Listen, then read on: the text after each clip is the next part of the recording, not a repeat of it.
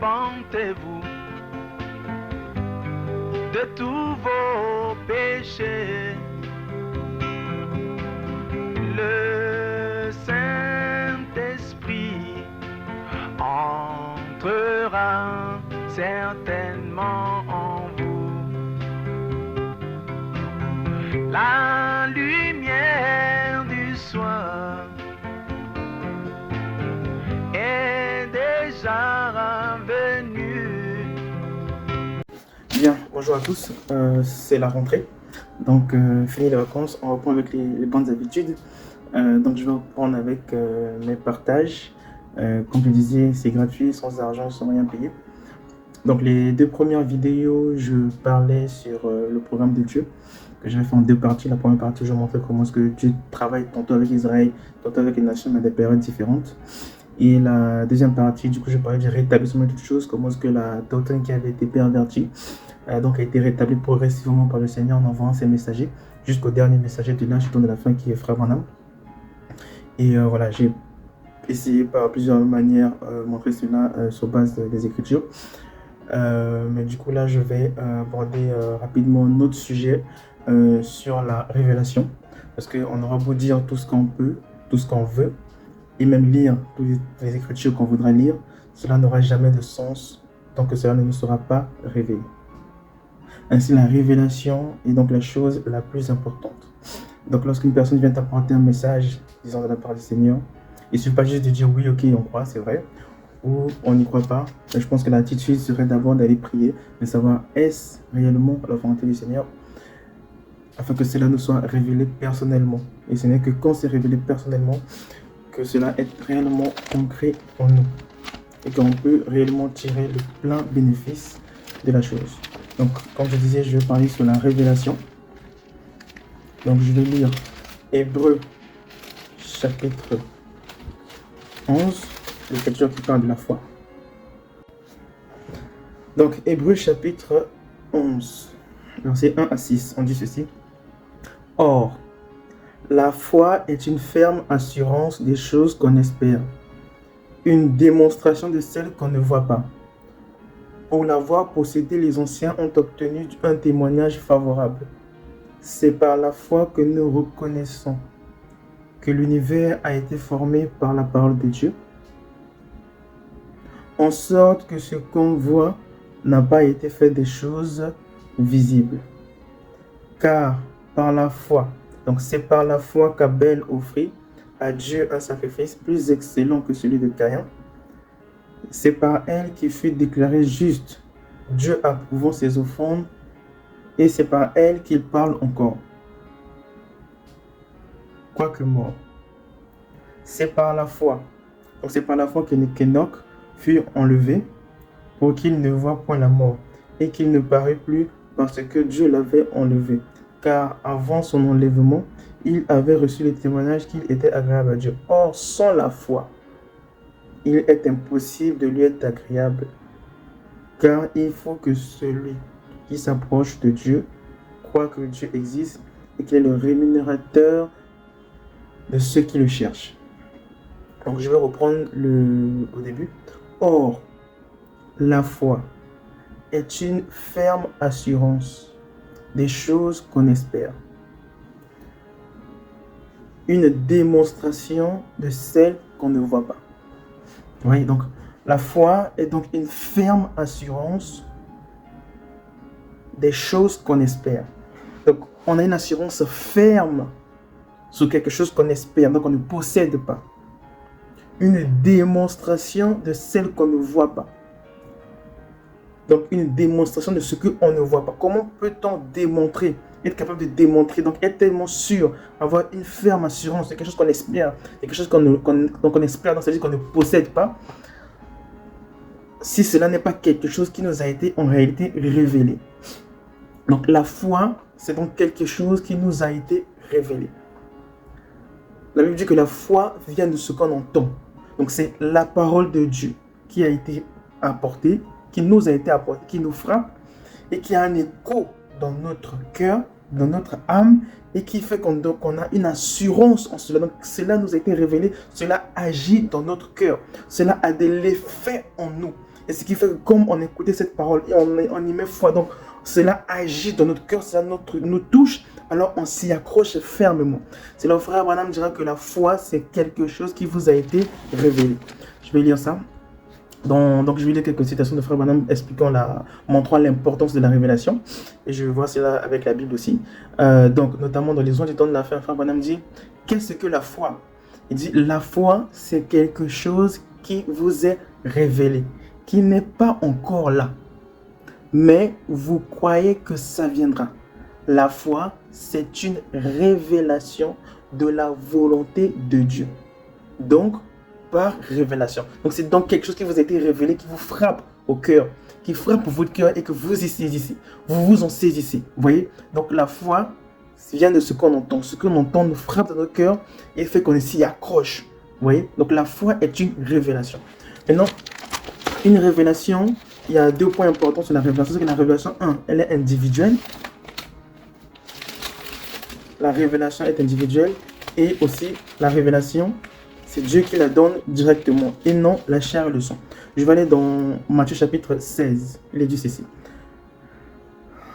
Non, plutôt Matthieu chapitre 16 au verset 13. Jésus étant arrivé dans le territoire de César, donc le territoire de César et de Philippe, demanda à ses disciples, qui suis-je au dire des hommes, moi, le Fils de l'homme?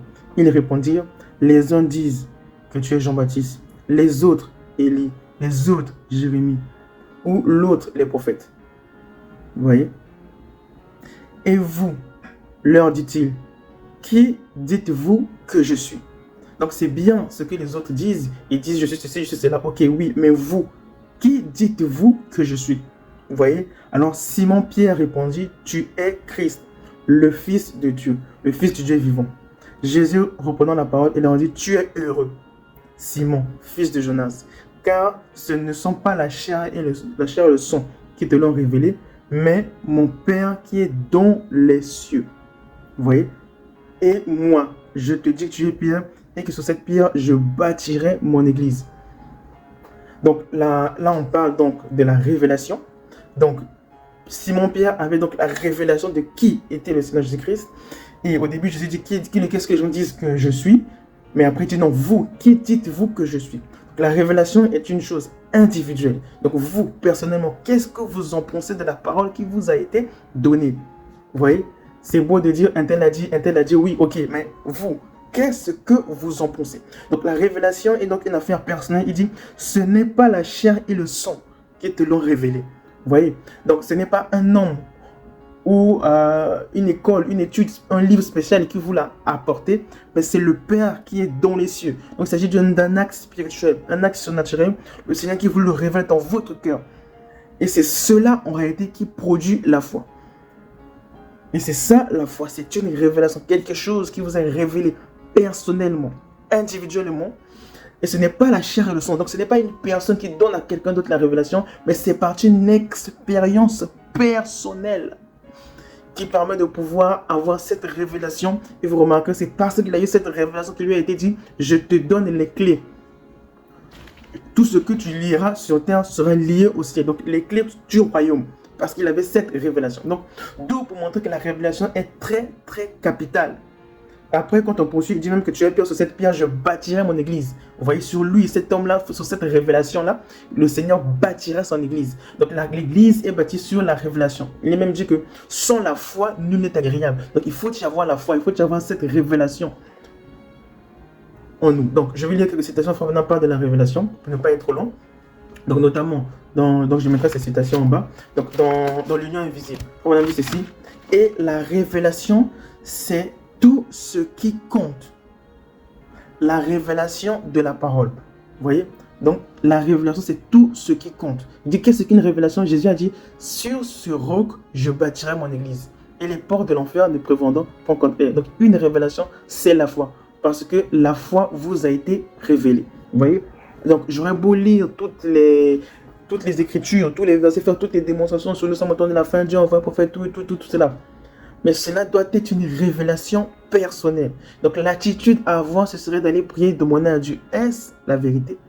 Si ne serait-ce que ces sujets nous intéressent, ce serait donc d'aller prier et demander à Dieu, est-ce la vérité? Et Dieu sera toujours disposé à répondre à un cœur sincère qui lui pose la question. Donc la révélation. Frère Madame dit par exemple dans les esprits de cette âge d'église, il dit on n'insistera jamais trop sur l'importance pour le vrai croyant de la révélation par l'esprit. Il dit la révélation est pour vous un facteur d'une importance capitale. Un facteur d'une importance capitale. Vous voyez? Et il dit je parle de toute révélation.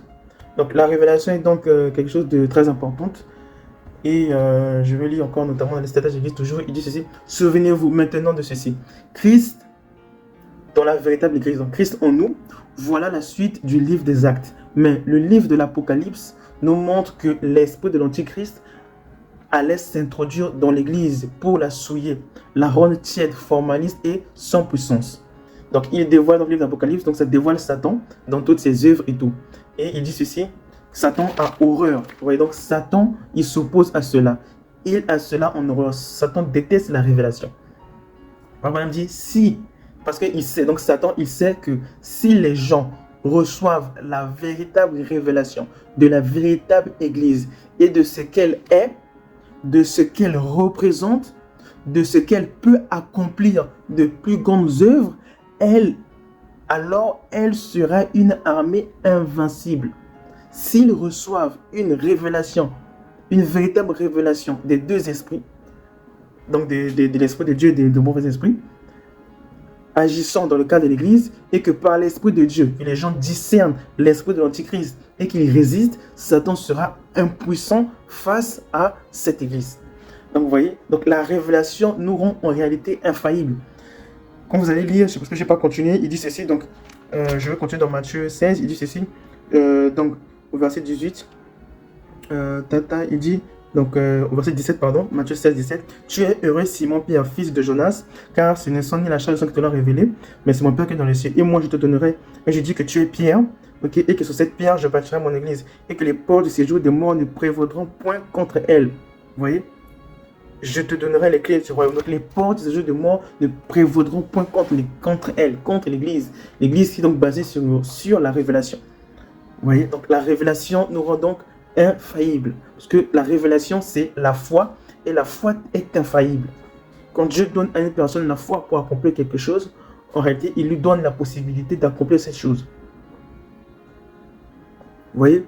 Donc si je lis par exemple ici, donc toujours dans les statuts de l'Église, page 32, Paul dit ceci, nous en arrivons maintenant à une conclusion que nous avons déjà trouvée dans la parole, une conclusion que nous avons déjà trouvée dans la parole, bien que nous croyons qu'il est bon de chercher à obtenir des manuscrits les meilleurs et les plus anciens, donc pouvoir lire les Écritures, faire des études, toutes ces choses-là, pour avoir la transcription la plus fidèle possible de la parole, nous ne trouverons jamais son sens véritable en étudiant et en comparant les Écritures, quelle que soit notre sincérité. Donc même la Bible, là, vous allez voir, il y a plusieurs traductions. Louis II, Scofield, Darby, cela. Et parfois même les Écritures d'une version à une autre, vous voyez des différences. Vous voyez?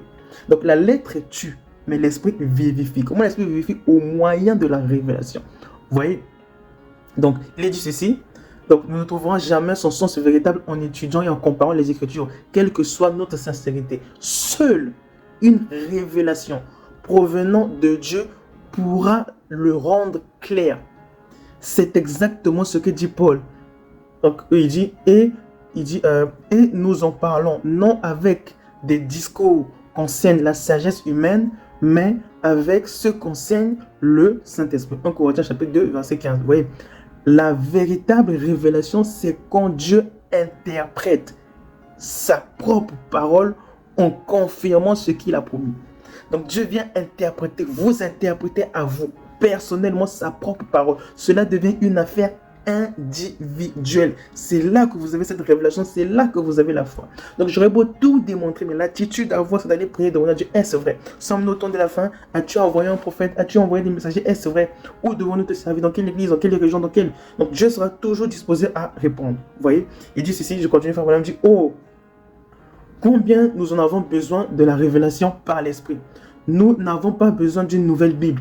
Nous n'avons pas besoin d'une nouvelle traduction. Vous voyez? Et bien que certains soient excellents, c'est bien ces choses, mais nous avons besoin de la révélation de l'Esprit. Et grâce à Dieu, nous pouvons avoir ce qu'il nous faut, car Dieu veut nous révéler sa parole par son Esprit. Il dit que Dieu, par son Esprit, commence à nous donner une révélation continue, victorieuse et source de vie. Il dit, oh, si seulement l'Église pouvait recevoir une révélation toute fraîche et devenir par cette révélation la parole vivante manifestée. Nous devons nous-mêmes la parole vivante manifestée. Alors nous pourrions accomplir les plus grandes œuvres. Et il dit aussi, personne ne connaît les choses de Dieu sauf l'Esprit de Dieu et celui à qui l'Esprit de Dieu les révèle. Il nous faut demander à Dieu la révélation plus que toute autre chose au monde. Et comme pour finir la dernière révélation, la dernière citation, il dit, si la révélation est hors de votre portée, levez les yeux et cherchez Dieu pour la recevoir. Amen. Il n'y a pas d'autre moyen pour vous de la recevoir. Une révélation doit venir de Dieu. Elle ne vient jamais par une capacité humaine, naturelle, mais c'est quelque chose que l'on reçoit de façon spirituelle. Vous pourriez même mémoriser les Écritures, mais bien que ce soit merveilleux, ce n'est pas ainsi que vous y arriverez. Il faut que ce soit une révélation qui vient de Dieu. Il est dit dans la parole que personne ne peut dire que Jésus est le Christ si ce n'est par le Saint-Esprit. Vous devez recevoir le Saint-Esprit ensuite. Et ensuite seulement, l'Esprit peut vous donner la révélation de Jésus, que Jésus est le Christ. Dieu le oint. Donc voilà, juste une petite vidéo donc, pour insister sur l'importance qu'est une révélation. J'aurais beau faire toutes les démonstrations qu'on pourra faire, vous aurez beau écouter toutes les prédications que vous pouvez écouter, mais cela est juste au niveau de votre esprit. Vous avez écouté avec vos oreilles, cela entre dans votre conscience. Mais il faudrait que cela entre et pénètre jusqu'à dans votre âme. Ce que les scientifiques, d'autres personnes appellent le subconscient. C'est votre âme. La parole doit pénétrer dans cette âme, dans ce subconscient. Alors là, ça devient une réalité et ça prend vie dans votre vie de tous les jours. Donc, il faudra donc prier, demander à Dieu. Quand il y a un sujet, un tel a dit ça, est-ce la vérité? Sommes-nous réellement au temps de la fin? As-tu réellement envoyé un prophète? Est-ce que Malachie 4, est-ce que ce n'est pas juste Jean-Baptiste? Est-ce que c'est aussi l'esprit de Jean-Baptiste qui doit revenir au temps de la fin? Est-ce que cela vient au moins d'une révélation?